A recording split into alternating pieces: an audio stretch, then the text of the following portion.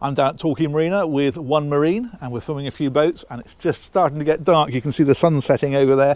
But I did want to show you this boat before I pack up. This one, for several reasons, is a very interesting boat. It's a 2007 Princess 42, a V42 in fact. The V stands for the fact that it's a sports style boat rather than the flybridge. And there are two reasons why this is an interesting boat. The first is that I used to run a brokerage down here many years ago and I sold this to the current owner, brand new, back in 2007. It was one of the last boats I sold before I actually left selling boats for a living.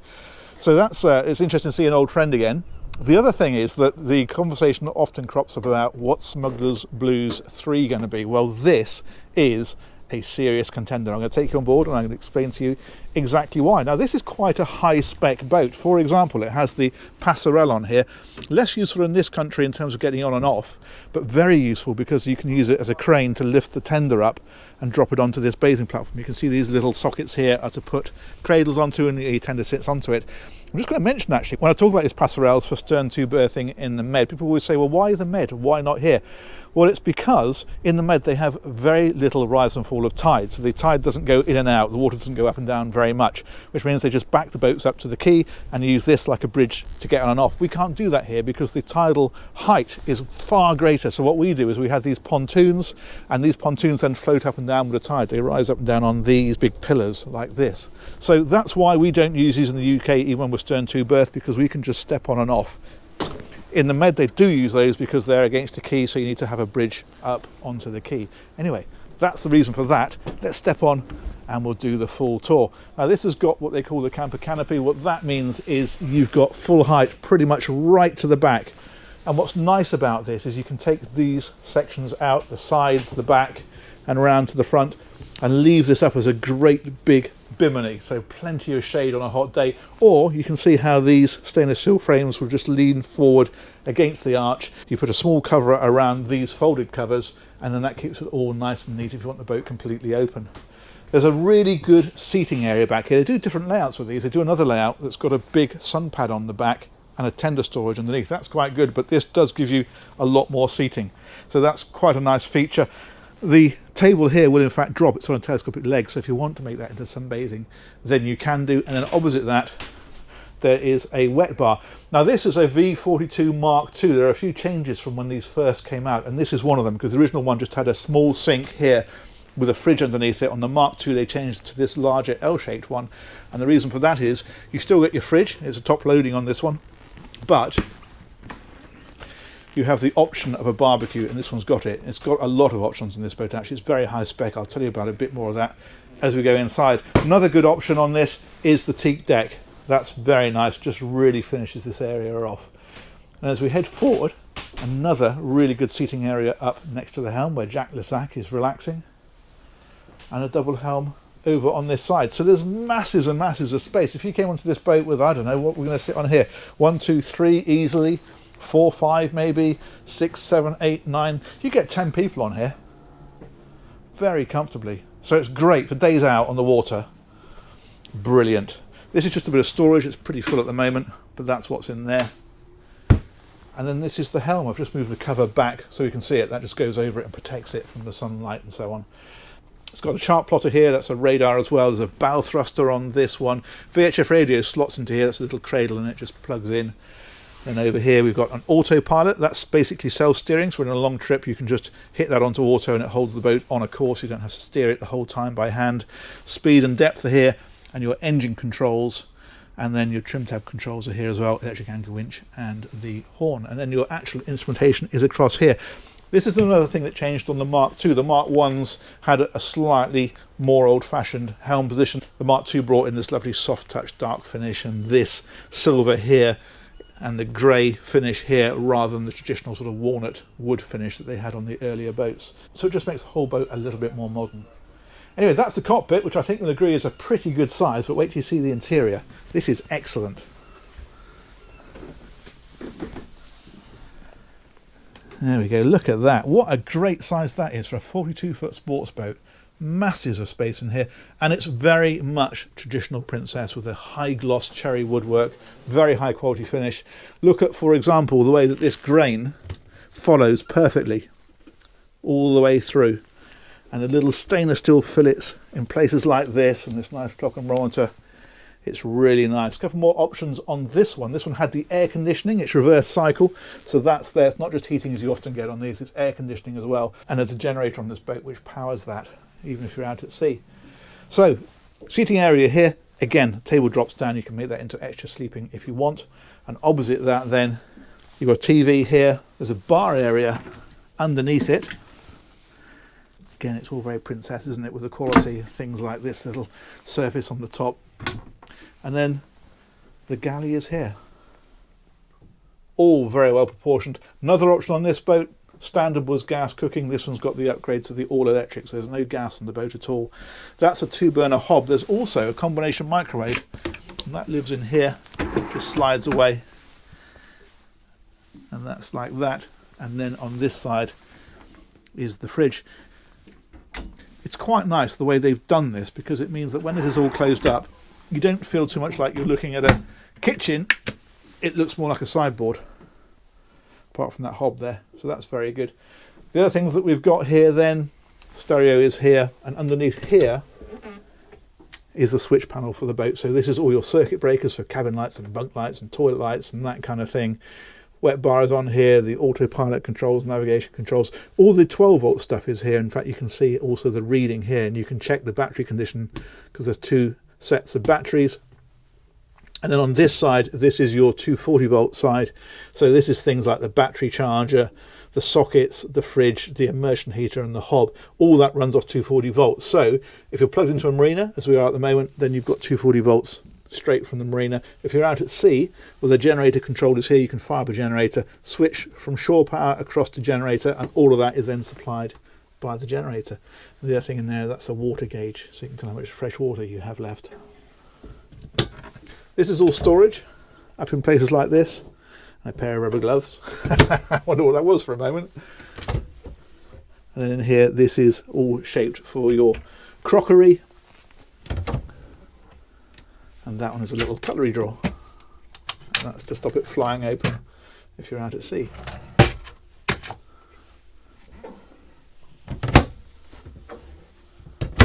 Twin sinks underneath here. And in fact, that one has got a chopping board on the back of it, which is a rather nice idea. And there's a massive storage locker down underneath here. So that goes all the way back into the corner. Been in there as well, of course. More storage for pans and that kind of thing. So you really can get everything tucked away. And that's just a shallow one. Like so. So that is a great size. And also, what is a great size is the master cabin. That's up here in the bow. Central double bed, as you can see. And again, the proportions of this. Look at the size of this wardrobe. You really don't feel like you're shortchanged on this. Although this was, I think at the time, the smallest boat the Princess made. It doesn't feel it in either the quality or the proportions. There's a hatch up above, so you've got ventilation or another route out of the boat. This is all storage up around here, like so. And that one is just a little dressing table type thing.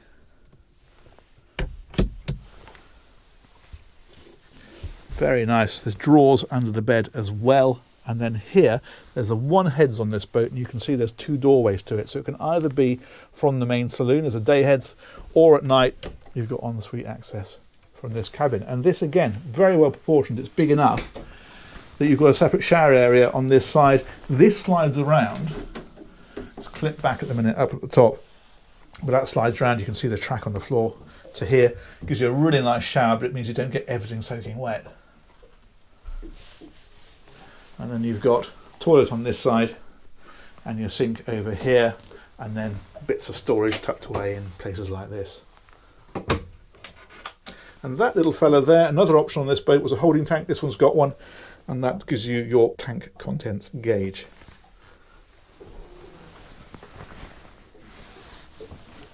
So that is the saloon and the forward cabin. I'm going to show you the aft cabin. It is, I'm afraid, a little bit full of gear at the minute, so you'll have to sort of try and look past that. However, here it is. You've got great headroom as you go in. What they've done rather cleverly is they've used the underneath of that seat to give you headroom in here. You can see this sort of the shape of that whole unit there. That works very well. There is a sink in here, storage underneath there, big wardrobe over here, and then underneath here is 2 single beds. This is an infill so that you can fill in between the beds, and there are cushions that go on there, which are these fellas here, and you can make that into a big double bed if you want to, or you can have it as 2 singles. So great whether you've got kids or whether you've got adult guests. But for a 42-foot boat, that's a great cabin. In fact, the whole boat, as I say, it's really well proportioned. Let's come on around and out. I could see myself on this, I really could. Okay, let's take a turn around the decks and then we'll talk about engines. Shoes back on. These are nice, these are little pin lights so that at night you can see, when I put my hand underneath it, they just give you a glow all the way around. That was another option. It had pretty much everything on this boat, if I remember rightly. There wasn't much that wasn't specified. And then we can zip this up here to give us easy access onto the side deck. This is very much a Princess thing. You've got a step to help you out, and then the rail comes all the way back. That's your diesel filler. That is the waste tank. So that's for your holding tank, so it can be pumped out of the boat. And if we head up here, radar arch, your Furuno radar is up on here, your antenna are up here. That's a television aerial, that little flying saucer, and then you've got GPS over on that side, and then you've got the nav lights just here. And it does look rather like it's going to throw it down with rain in a minute, so we'll press on up to the front. Huge area up here for sunbathing. You can have cushions on here. This one's never had them. It's always been a UK based boat, so they didn't bother with putting the sunbathing cushions on this one, but of course they could be added very easily. These are the hatches over that forward cabin and over the main saloon. They both open, so plenty of ventilation. And we go right up to the front. I like the way they've recessed the anchor winch, and then underneath here, that is where it is, and the chain locker underneath, and those 2 hoops are for putting fenders in, so you can store a couple of fenders in there. Again, really chunky, solid deck gear. You've got the fair leads up at the front there. It's very Princess. All of this thick gauge, very solid, feels really good, and a nice looking boat. Let's go and talk about engines and performance. So we're back down the side. You can see again even the spring cleats in the centre, really chunky, really good size. These are the nav lights, and then that's bringing us back in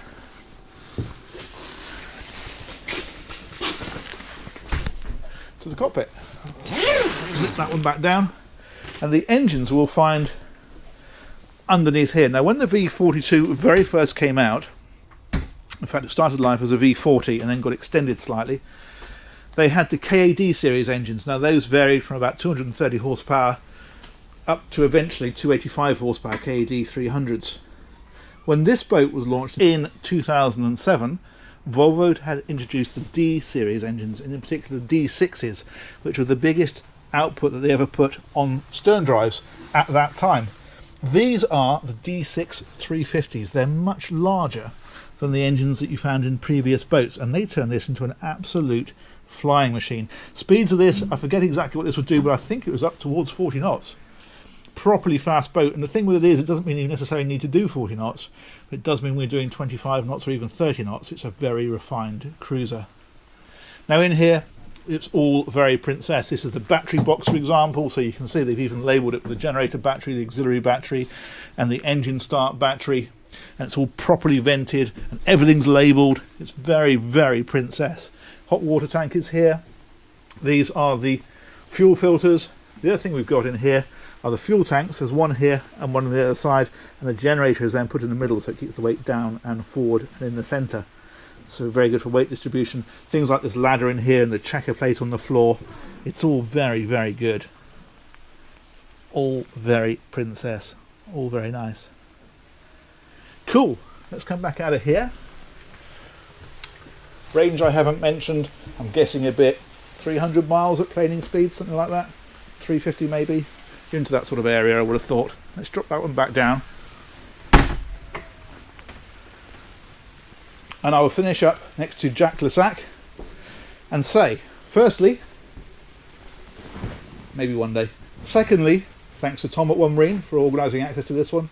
And thirdly, thanks to you guys, as ever, for watching. The sun has gone down, the rain has started, and I think it's time to pack it up for Aquaholic for another day.